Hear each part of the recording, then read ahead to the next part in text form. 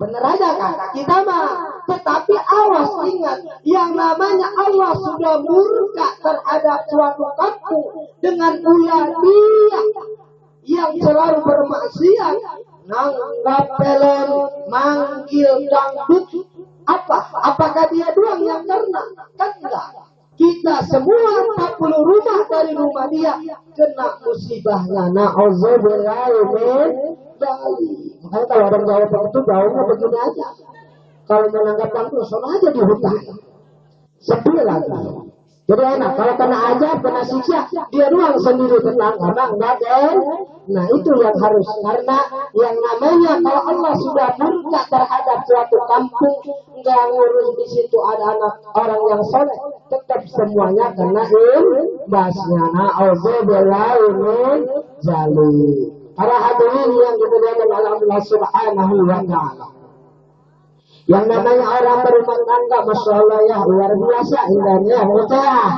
Iya, kira begini menanya ke pemuda atau ke orang rumah, gimana ceritanya? Ada. Sebab apa ya? Itulah kenikmatan rumah tangga. Kita ibadah yang sangat nikmat dan luar biasa adalah nikah. Tapi ingat Bu, nikmatnya sebulan doang.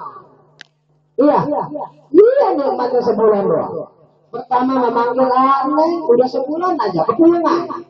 Aduh dah, jangan di rumah aja. Emang kita tiap hari makan sama dekat gitu. Kan begitu rumah tangga. Yang penting kuncinya berumah tangga adalah adanya suatu pemikiran sejalan dan saling setia dan kesabaran yang sangat besar paling dibutuhkan. Itu kuncinya Bu. Orang yang berumah tangga kudu sejalan pemikiran antara suami dan istri. Kalau ingin tentram, kalau ingin bahagia Bu. Jadi begitu, ada cerita ini Bu. Jadi ada 2 orang yang berumah tangga. Yang satu tiap hari ribut sama lakinya, yang satu lagi enggak. Adem apa namanya? Damai tentram. Suatu ketika, ini yang tentramannya bingung. Kok dia meribut kita enggak pernah ribut? Ya maklum namanya lakinya soleh, perempuannya soleh. Jadi dia nanya sama yang ribut dulu. Itu gimana resepnya biar ribut dulu? Jika kita mau tanya ya, orang-orang tanya tentram, dia mau tanya ribut. Apa katanya? Kalau mau ribut sekali-kali makanan asini, kalau nggak pedesin dah. Jadi ceritanya pas suaminya pulang ceritanya. Jadi cerita pas makan ya nggak berbicara asin Bu. Karena lakinya soleh, mantep amat ini masakan istri kita. Kok ada mantep? Aduh ya mantep. Kalau makan yang sedap, makan yang gurih, emang udah tiap hari. Ini mantep, wajar beda. Habis agak asin-asin dikit, wajar, mantep namanya. Jarang ya kan? Iya kata yang soleha. Nanya lagi yang kedua. Gimana emang 2000? Jajar aja Bu, celananya gunting sebelah. Celana kolornya katanya biar pendek sebelah. Dijajar sama dia. Pas dibaca sama lakinya, tuh depan celana alhamdulillah Neng. Kok alhamdulillah Bang?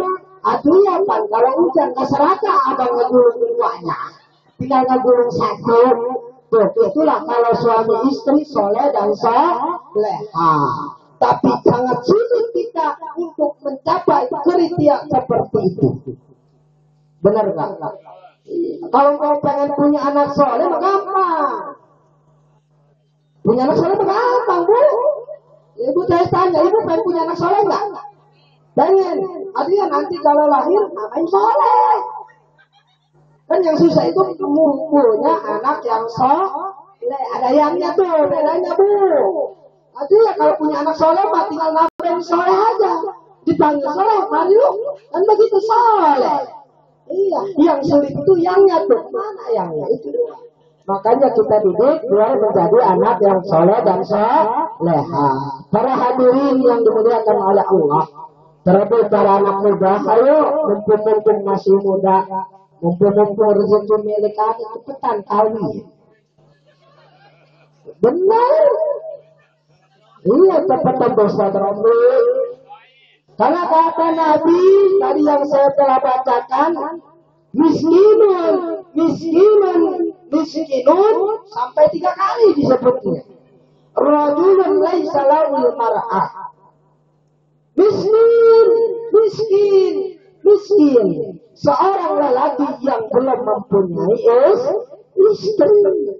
Sekarang ada anak muda, ada seorang lelaki, rumahnya gubuk, makan seadanya, tapi dia sudah punya keluarga kaya menurut pandangan Allah dan Rasul.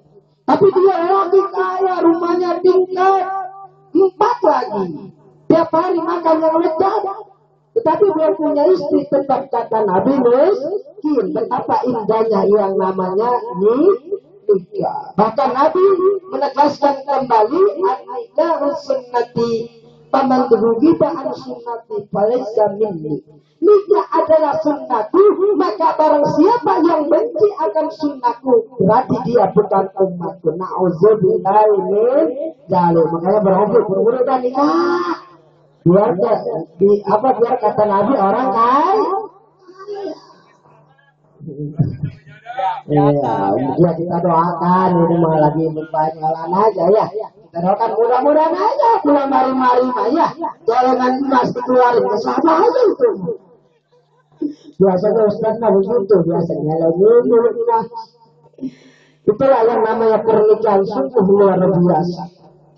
Tadi sudah saya bilang jangankan anak muda, aki-aki aja udah bau tanah.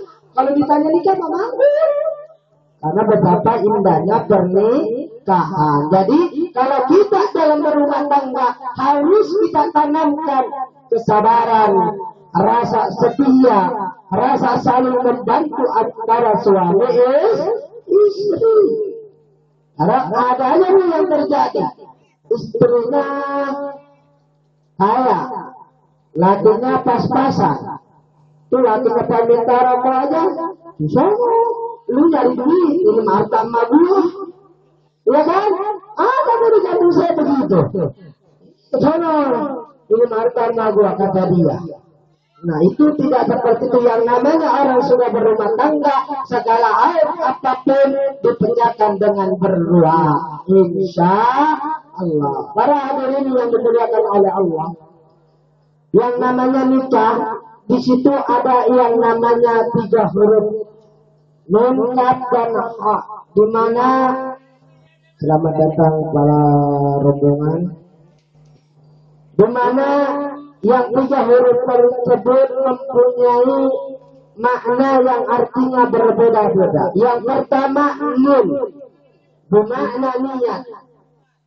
Jadi yang namanya nikah harus kita landasi dengan adanya niat di dalam hati kita, yakni adalah niat semata-mata mencari ridha Allah dan mengikuti sunnah Rasulullah. Apa bu tadi nanya bu? Bu? Apa bu? Mencari ridha Allah, mengikuti sunnah Rasulullah. Kenapa? Kalau tujuan kita semata-mata mencari ridha Allah, mengikuti sunnah Rasulullah, insya Allah rumah tangga kita yang ada adalah sakinah mawaddah warahmah.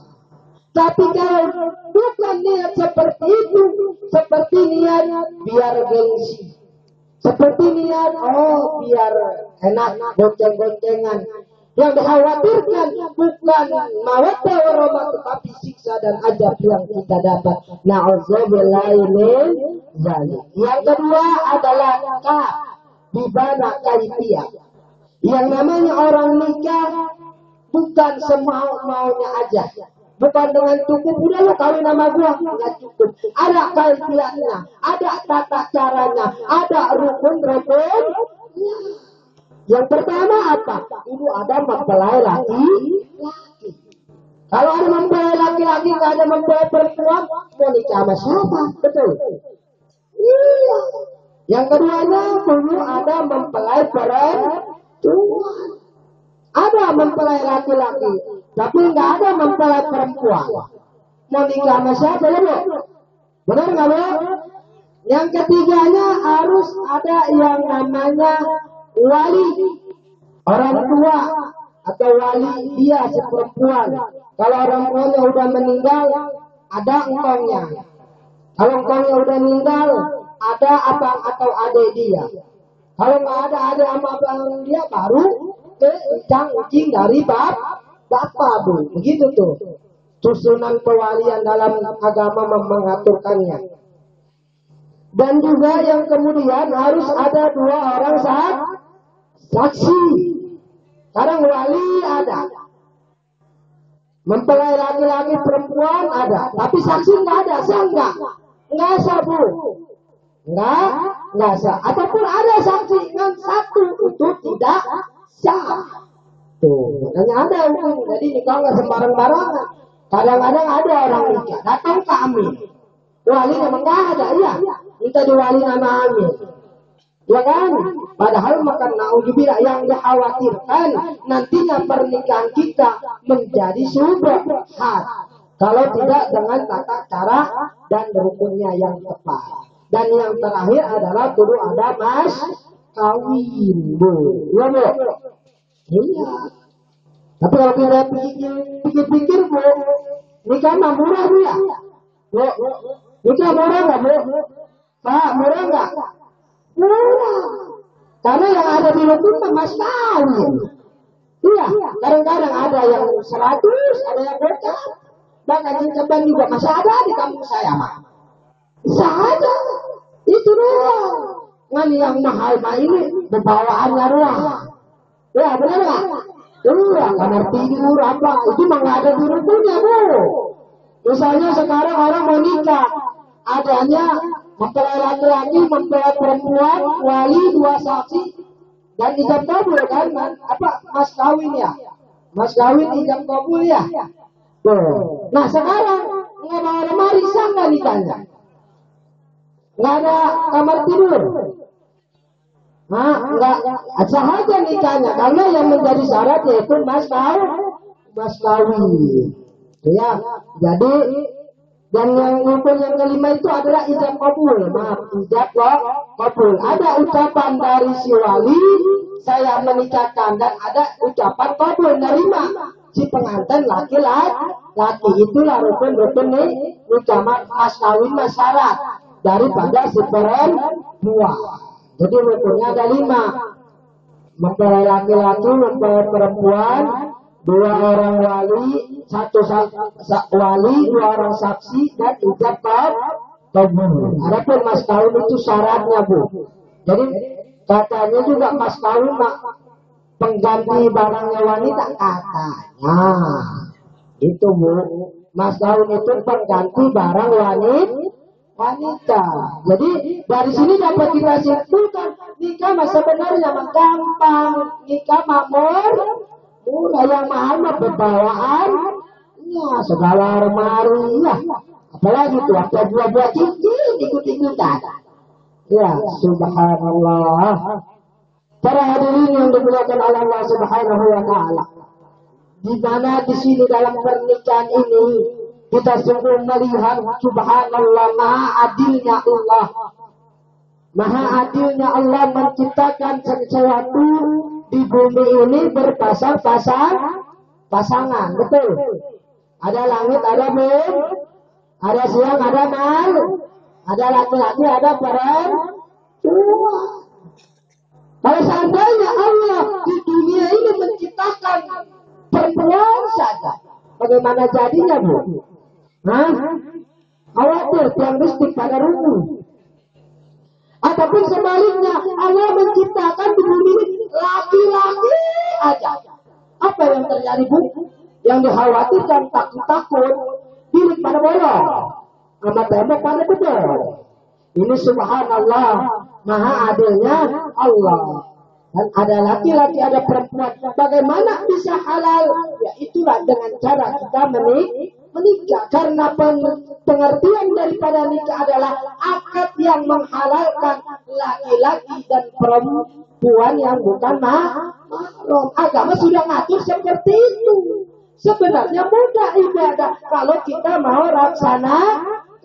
Kadang-kadang Masya Allah kalau pergaulan sekarang luar biasa. Kalau pergaulan sekarang luar biasa. Tuh, sebenarnya enak udah tinggal nikah. Kadang-kadang yang ini masih diembat juga tanpa adanya nikah. Na'udzubillah. Walaupun dia sudah dihikmat, walaupun dia sudah dilamar, tetap hukumnya belum halal. Yang menghalalkan itu apa? Dengan nikah. Karena tadi nikah adalah akad yang menghalalkan hubungan antara laki-laki dan perempuan yang bukan mahram. Ingat bahwa kadang-kadang maaf ini anak baru dilamar aja udah dibawa-bawa aja. Anak udah baru dilamar aja udah diajak nginep kemana-mana. Awas jangan Bu, karena masih haram. Ingat yang menghalalkan itu dengan nikah. Dan juga tadi nikah itu huruf yang terakhirnya adalah huruf H, bermakna hikmah. Jadi dalam yang namanya pernikahan, salah satu hikmahnya adalah memperbaiki keturunan. Maksudnya apa? Biar jelas nih anak siapa. Itu dengan nikah. Tuh. Jadi salah satu hikmah nikah dengan apa adalah memperbaiki keturunan, memperjelas keturunan nih anak siapa bapaknya kan begitu ya. Apalagi kan yang puyengnya yang Salome Bu. Tahu nggak Bu Salome Bu? Tahu nggak? Satu lubang rame-rame ini yang puyeng mah. Ada misalkan si A, misalkan hamil. Gak tahu bapaknya.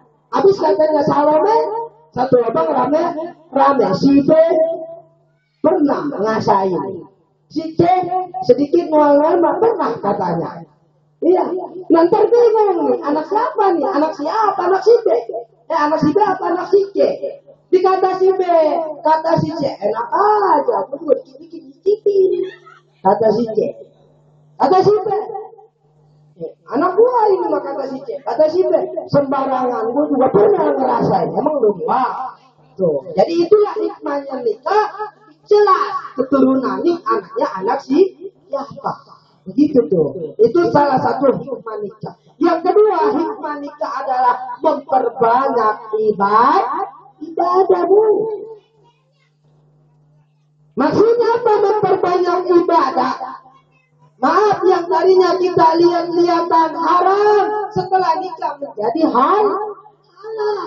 Yang tadinya kita pegang-pegangan haram setelah nikah menjadi halal. Nah itulah hikmahnya pernikahan, banyak ibadah. Dan di duhulnya juga, di jimanya juga itu mendapat pahala yang luar biasa. Subhanallah. Ya, hikmah nikah yang kedua adalah memperbanyak ibadah. Dan yang ketiga hikmah daripada nikah adalah untuk menetapkan diri, untuk istiqamah diri kita beribadah kepada Allah Subhanahu wa Ta'ala. Insya Allah kalau udah nikah mah khusus sholat kayaknya. Dan kalau belum nikah malam minggu gue. Dulunya ini. Waktu terbacar gue ada yang ngambil. Kalau belum nikah mah ya. Tapi kalau udah nikah mah insya Allah agar khusyuk ibadah kita kepada Allah Subhanahu wa Ta'ala. Para kaum muslimin wal muslimat hadirin hadirat yang hadir nggak peot. Terus yang ngantek. 12 berartinya. Hadirin yang dimuliakan oleh Allah Subhanahu wa Ta'ala. Kadang-kadang yang namanya kita berumah tangga Bu, yang paling uyang ini adalah mendidik anak kita yang menjadi suatu kewajiban orang tua. Ini yang sangat sulit. Bahkan di Al-Quran Allah telah berfirman, ya alladzina amanu anfusikum wa ahlikum nar. Ini yang sangat berat. Wahai orang-orang yang beriman, jagalah dirimu dan juga keluargamu daripada api neraka. Ini yang harus kita pikirkan. Ini ada sebuah cerita nih. Ada seorang anak kecil di daerah Arab mendengar ayat ini, nangis kejerit-jerit. Kata orang belimbing, ayah, nangis kejerit-jerit. Nggak kepikiran doang itu anak. Wah, kenapa anak kecil ini nangis? Bahkan ada seorang bapak bertemu dengan anak kecil itu. Wahai anak kecil, mengapa engkau menangis? Wahai seorang bapak, saya menangis karena saya mendengar ayat ya ayyuhalladzina amanu qu anfusakum wa ahlikum nar. Dan anak kecil ngerti Al-Quran ya? Atau orang Arab? Artinya kita orang Indonesia, orang Arab pun atau hafal semua mana Al-Quran. Apa kata bapak? Wahai anak kecil, kamu masih kecil, belum balik, belum takut dengan hukum agama, belum wajib salat, belum wajib puasa, karena masih kecil, belum balik. Apa kata anak kecil itu jawabnya? Apalah takilun, wahai seorang bapak, apakah kamu gila? Jawabannya gila. Coba itu. Bapak-bapak digilai. Ngomong begitu sama anak kecil. Apa dijawab oleh anak kecil? Wahai seorang bapak, umpama kita mau menyalakan api di dapur. Api ini masak di dapur. Kalau kita pakai kayu yang besar, lama susah menyala. Benar nggak, Bu? Pak? Ya pasti yang digunakan apa? Itu ya kayu-kayu yang kecil dulu kan. Yang kecil, yang kayu-kayu yang mudah terbakar. Begitupun sama wahai seorang bapak, saya menangis takut saya ini masuk menjadi alat untuk mengobarkan api neraka. Subhanallah. Makanya itu Bu, perlu dipikirin anak Pak. Karena itu tanggung jawab orang tua. Jangan bikinnya doang enak tiap malam. Atau perlu dipikirin juga. Karena apa? Gimana seorang anak apabila kelak dia menjadi anak yang soleh dengan wasilah orang tua. Wasilahnya apa? Dipasukan ke guru ngaji, dipasukan ke pesantren. Dengan wasilah dipasukan orang tuanya ke pesantren sehingga dewasa dia menjadi anak yang soleh. Begitupun sama nih anak menjadi badung, menjadi okem lah kata sekarang mah ya, menjadi preman, bukan premakan bukan, menjadi preman biasa, tuh preman yang suka tukang tongkreng, pegangin gitar, nyanyinya juga. Di mana aku di mana sekarang kata dia. Kan orang goblok ya. Iya, ketawa dulu di tongkrongan, dia nanya di mana kan begitu. Maka antingnya juga mending anting emas, antingnya dari kawat, sekarat lagi karatan, ya nauzubillah. Tetap kalau orang tuanya tidak mendidik, nanti kelak di akhirat ini anak dapat apa orang tua tetap dipertanyakan. Makanya itulah yang sangat sulit tadi saya katakan, menjadikan atau mendidik anak kita biar menjadi anak yang soleh. Semua idaman orang tua pengen punya anak yang soleh, tetapi dari diri kita setelah orang tua, apakah sudah mendidiknya? Apakah sudah benar mengarahkan dia ke hal yang lebih baik atau yang positif, yang sehingga kelak menjadikan dia anak yang soleh? Ini yang harus kita pikirkan. Apalagi kalau kita punya anak soleh, masya Allah luar biasa. Karena kata hadis Nabi, ijamah tabdu Adam in qatu amal illa min salasi. Apabila seorang anak Adam, anak manusia meninggal dunia, maka terputus semua amalnya illa bisalat, kecuali yang 3 perkara. Mana yang 3? Sedekahun jariyah, sedekah jariyah. Yang kedua, ilmu yuntabahu bihi, ilmu yang bermanfaat dan yang diambil manfaat. Ini yang ketiga yang didambakan setiap orang tua adalah awaladun soleh yad'ula, yakni adalah anak yang soleh yang selalu mendoakan kedua orang tua.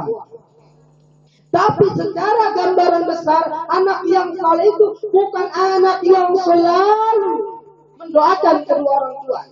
Untungnya kita apabila mempunyai anak soleh, di anak melakukan ribu-ribu kebaikan, walaupun tidak diniatkan untuk orang tuanya yang sudah meninggal, tetap kotoran pahala mengalir kepada orang tuanya. Itu luar biasa, Pak. Ini anak ada yang minta sedekah, assalamualaikum, minta bantuan takal masjid, dikasih sama anaknya. Dia menolong orang, dia ngaji, orang tuanya mau udah meninggal, walaupun tidak diniatkan untuk orang tuanya, pahalanya tetap yang namanya orang tua mendapat pahala walaupun sudah meninggal. Itulah luar biasa hebatnya anak. Tidak ada pembatas antara anak dan orang tua walaupun orang tua sudah meninggal dunia. Begitu Pak. Makanya luar biasa yang soleh. Sebab kenapa kok bisa demikian? Kan kadang-kadang di kita mah kalau mau ngasih dana tuh khusus pahalanya untuk si anu kan? Kok kenapa walaupun nggak diniatkan pahalanya untuk orang tua, ke orang tua dapat? Oh karena nih anak bisa mau ngamal, nih anak bisa mengaji dengan wasilah dididik oleh orang tuanya. Betul apa betul? Betul. Dengan wasilahnya dididik oleh orang tuanya. Ketika kecil dia diajarkan di majelis talim. Ketika sudah dewasa dia dipasukkan ke pesantren. Orang tuanya wafat, tetapi dengan wasilah perjuangan orang tuanya yang telah membiayai dia menuntut ilmu agama, dia kelak dewasa selalu melakukan hal-hal yang baik. Itu. Walaupun orang tuanya sudah meninggal, anaknya mengerjakan ribuan kebaikan tanpa khusus atau diniatkan untuk orang tuanya.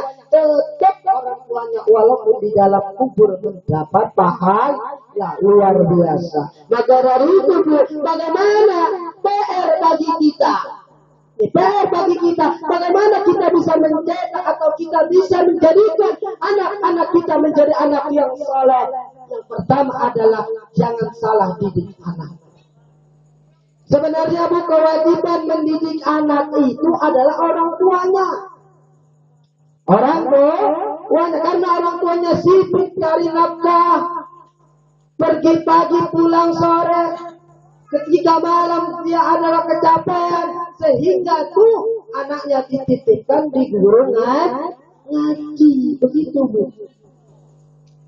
Jadi ayo kita PR bagi kita, bagaimana biar menjadi anak kita anak yang soleh dari dini, dari kecil kita didik dengan ilmu agama Bu. Kadang-kadang ini mah gengsi. Anak bukan disuruh ngaji, marah suruh ngeliat TV. Apalagi dulu, film Cimandung, benar. Iya, aku gara-gara ngeliat TV, bukannya dibeliin surat, bukannya dibeliin kitab bakal ngaji, dibeliin bola.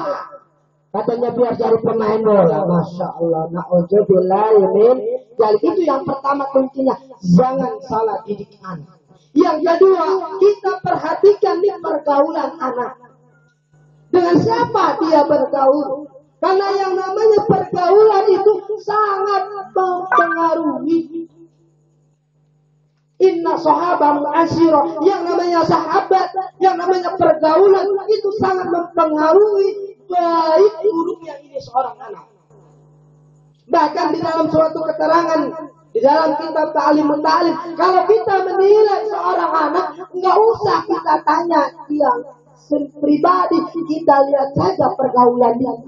Oh kalau dia sering ngaji, oh berarti ini anak soleh. Kalau dia sering bergaul dengan yang mabuk-mabukan, walaupun dia tidak mabuk, berarti termasuk kategori orang yang tidak benar. Itu dalam kitab seperti itu. Kalau kita ingin tahu karakter seseorang, nggak usah jauh-jauh, nggak usah kita tanya secara mendetil, kita lihat saja pergaulannya. Masya Allah. Karena di kampung saya banyak Pak terjadi seperti ini. Ketika dia di rumah, ketika dia di kampung, rajin pakai jilbab, rajin beribadah. Setelah dia pindah kerja, di daerah Jakarta ataupun ikut dengan saudaranya yang namanya ini apa kudungan tidak pernah terpakai olehnya. Na'udzubillahi min dzalik. Satu adalah yang pertama, didik anak sejak dini dengan ilmu